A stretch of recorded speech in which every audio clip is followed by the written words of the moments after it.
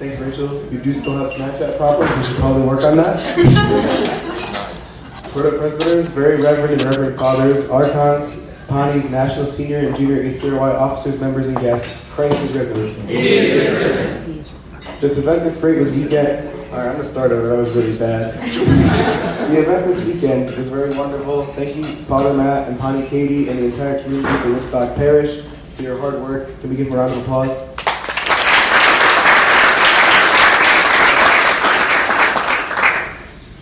This week, Father Matt, are you taking Snapchat? No. All right. Yeah, you are. All right. This weekend, I got to see a lot of my friends. A lot of you were at that table. You're all around though. It was a really special thing, but we have to remember to cherish these events because we don't get to see our friends from campus often, and we all know that our church friends are our best friends. Like, it's true. We all know it. We've got events coming up over the summer. We've got camp, the retreats, we got the convention, we got Canada, but we've got to remember to take it in while we can.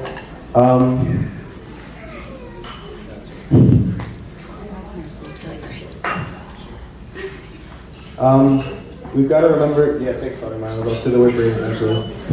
Oh, he said it.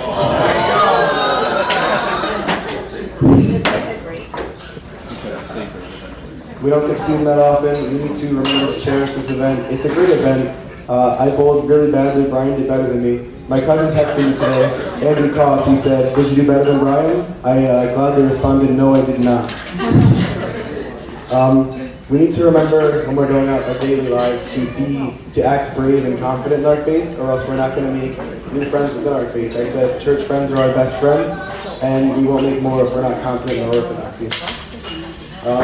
I'd like to finish by saying good luck with your choir loft, Father Matt, and thank you all for being great partakers of this event.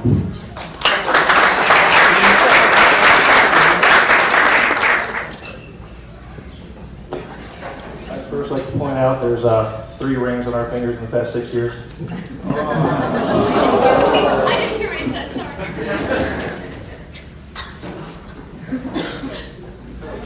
All right, this is my first address as president, so I'm going to set the bar low so I can just get better from here. So with that in mind, esteemed clergy, archon, officers, friends, family, guests, and guests of the ACRY, Christ is risen. Indeed is risen. As my junior counterpart earlier said, I'd first like to welcome you all to the 68th National ACRY Bowling Tournament here in Woodstock, Georgia, hosted by our mission parish, St. Elizabeth. I'm sure you can all agree that the hospitality and fellowship this weekend has been incredible. I know my son who's not here, he's running around somewhere, you can probably hear him eventually. Enjoyed the hospitality bag, especially because there was a peach the size of his head. And Saturday, my wife and I were getting ready to go to the bowling alley. We turn around for not 10 seconds, and all of a sudden we see half this peach devoured, the other half just dripping down the front of him.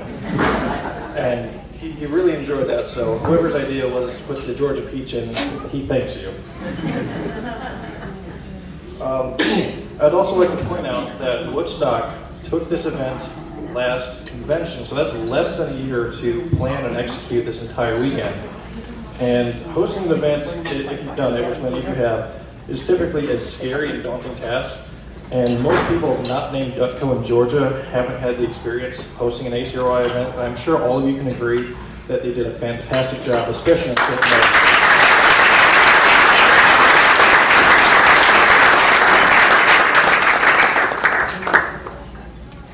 Now, to St. Elizabeth, I'd really like to extend the invitation to you to please come and join us this coming Labor Day weekend in Potomac for the 72nd National Convention or the following bowling tournament to give you more time for our 69th annual bowling tournament in, I believe, currently Rockaway, New Jersey.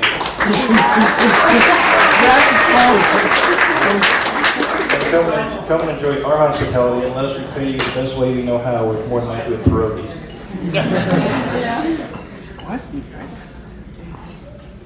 St. James said, "Faith without works is dead." Said a lot more, but that's the nuts and bolts of it. St. Elizabeth is very much alive by that standard. just based upon this weekend. It's a small mission parish that accomplished a lot in a short amount of time, taking on this Herculean task of a bowling tournament, which I believe is a little bit more tough to pull off, but they did it phenomenally. For those, speaking of doing works, for those of you who are brave, in the middle of August, actually on August 12th through the 14th, for a long weekend, the National ACRY is organizing a small group of people that go to Cleveland, Ohio, to St. Herman's House, to assist in whatever's needed to feed the hungry, clothe those who need clothing for the weekend. And this is actually where our ACRY ambassador, Daniel Kaufman, who I happen to know personally, went, and he did a phenomenal job. I believe Father Peter said, the director said he's invited anytime because he was just an outstanding young man, which is a lie. I can personally attest to that. So if you're feeling adventurous, that is, August 12th through the 14th. Now if you're feeling really brave, as someone had mentioned earlier, for the Advent Mission Project, we helped raise funds to get this project off the ground, but now we need to raise volunteers to go. We have 3 dedicated build weeks, June 6th through June 11th, that's the first one, the kickoff week, and July 18th through the 23rd, which is kind of the middle. So if you have the means, the desire, please consider going down to help build this in honor of our late Father Roscoe. This was his dream to start a Habitat for Humanity house from the ground up, completely self-funded by our diocese. And we have the financial part done. We just need the hands to actually do it. So if you have any questions, comments, anything at all, I believe it was mentioned that Rachel is the coordinator, so please reach out to her if you're interested at all. The ACRY has done great works in the past, and we need to continue to strive to do more. The juniors are exemplifying that with their continued affiliation with the mission in Toronto. They've done it in the past several years, and they're going to continue doing it. So we need to strive to emulate what they've done. They've actually called the senior ACRY to be more proactive in doing philanthropic work, and we need to go through and do this, because that's the challenge of our future laid out before us, so we need to meet this challenge. It could be even as simple as doing a food pantry collection, because the hungry and the cold aren't just hungry and cold during fundraiser times, during holidays, whenever we may do them. I know in my home parish of Hobart, we had a yearly food pantry basket that our priest, Father Peter Zerno, would donate bi-weekly to the local food pantry. So something as simple as that could help. The ACRY must change in the future how we operate so we can fully meet all of the philanthropic goals we have and want to achieve. So in the coming years, I hope that we're able to change how we operate so we can achieve these goals that we're setting. So in closing, I'd like to thank you all for attending. Georgia is not exactly just down the road, unless it literally is just down the road for some of us. Thank you again to St. Elizabeth's Church and Father Matthew Dutko and Connie Katie for putting on an amazing weekend. And I'm looking forward to seeing most of, if not all of you, in Potomac, Maryland for our convention.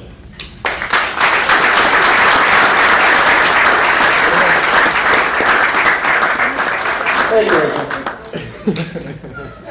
Brother clergy, officers, guests, archon, and all those who have come here for this event, Christ is risen. He is risen. His grace is so overjoyed when he's ever with the members of the church, particularly the ACRY with all its family atmosphere.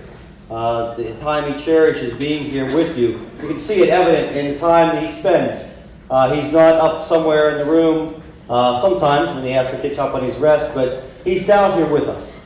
If you notice at the bowling alleys, he's with the kids, moving around the alley from place to place, talking with them, enjoying the time with them, asking them questions, they're asking him questions. And also at the meals, he moves around amongst the people, and he enjoys so much the family that he has here with us in the diocese. It's a special place for him in his heart, how well you've received him and brought him into the family as our supreme patron, as our bishop, and as friend that he cherishes very much. And I know those thoughts and those memories and those moments sustain him from event to event and from parish to parish as he moves through the diocese, experiencing the hospitality from one parish to the next. And so he very much appreciates all your love and your kindness and your prayers that you offer to him. Just a few things that he wanted to mention this evening to you. One was, of course, the rededication of the renovations that took place up at camp this past summer.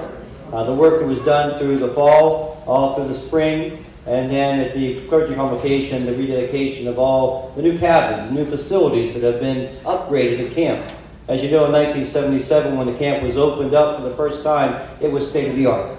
It had things that other camps do not have, with the bathhouse and the cabins and the lodge. And as time went on, things were increased at the camp with a new staff cabin and also the beautiful church. We've always kept the cabins or the camp central in our diocese as a place that need to have special attention. And we've seen that over the years. And it continues. The cabin improvements are amazing. The clergy were there, and the people that were there for the dedication on May 11th got to see firsthand the beauty of how the camp has been transformed by these new additions to the cabins, with the common areas, with the showers, with the added HVAC systems that are there. And again, the camp is ahead of its times. There aren't other camps that have these facilities to this extent. And so it's going to draw people. I know Father Stephen gets calls all the time, even before, when corporations would even call and say, do you have a ropes course? Well, no, we don't. Do you have these type of facilities? No, we don't. And so we're missing out on opportunities with the expansion of the Pittsburgh area and the Cranberry area, which is just down the road from the camp. We want to make ourselves available to them as well. And so with the addition of the low and high ropes course, which are fully funded, as his bishop has said before, the cabin project, which was over $1 million, fully funded.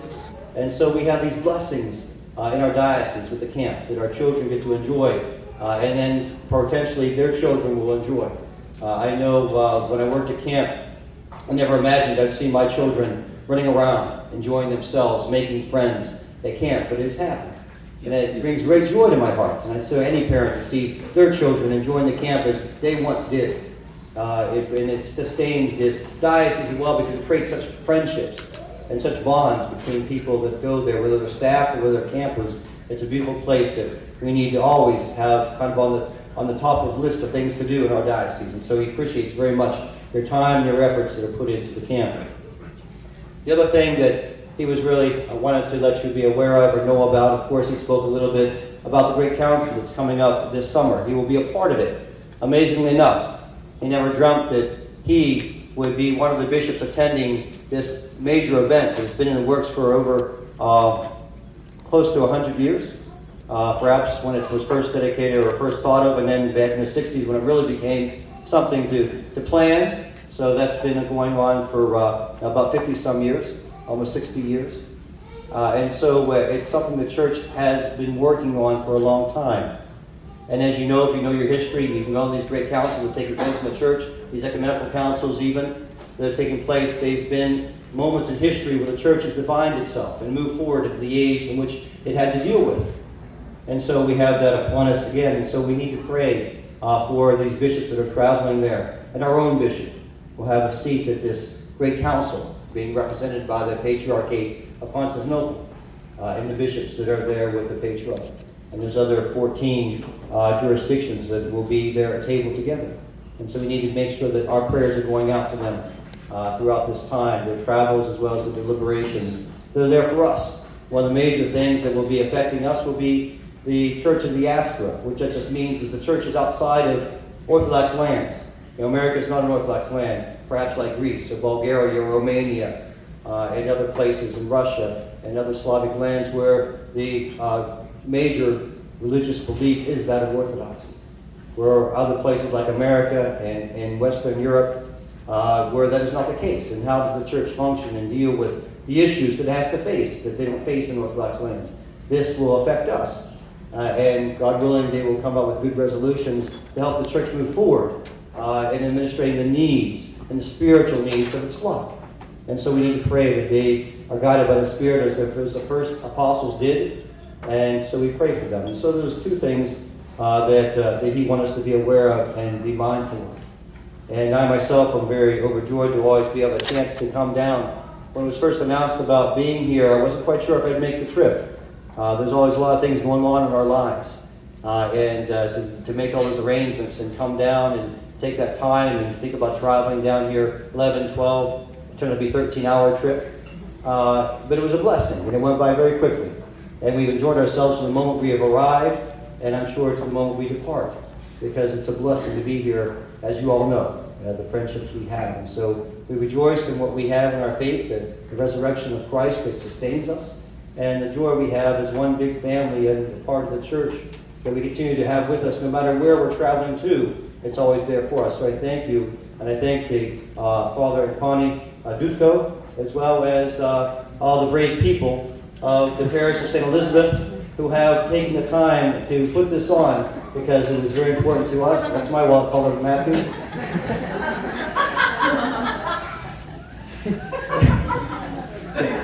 That's beyond brave. That's, well, yes, praising. But it's a joy. And we have moments like this where we can really be with each other and kind of let our hair down, so to speak, Joseph. And really enjoy one of those companies. So again, I thank you so much on behalf of His grace. God bless. And as he always says, know that I love you. Christ is risen.